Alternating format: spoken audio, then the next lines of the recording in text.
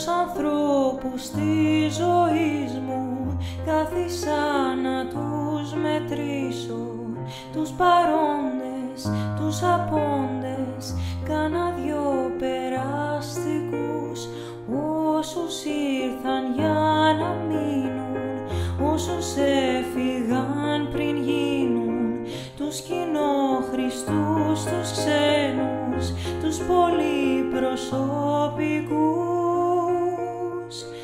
Και μου βγαίνουν πάντα λίγοι ή μου βγαίνουνε πολλοί, κι είναι η μοναξιά που επήγει ότι με μελαγχολεί.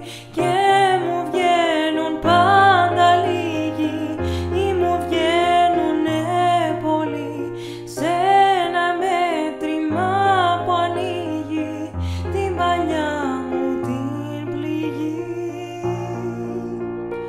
Τους ανθρώπους της ζωής μου θα θέλα να τους κρατήσω, τα αγρίμια, τους αγγέλους και τους πιο κανονικούς, όσους άφησαν σημάδι, όσους πήρε το σκοτάδι.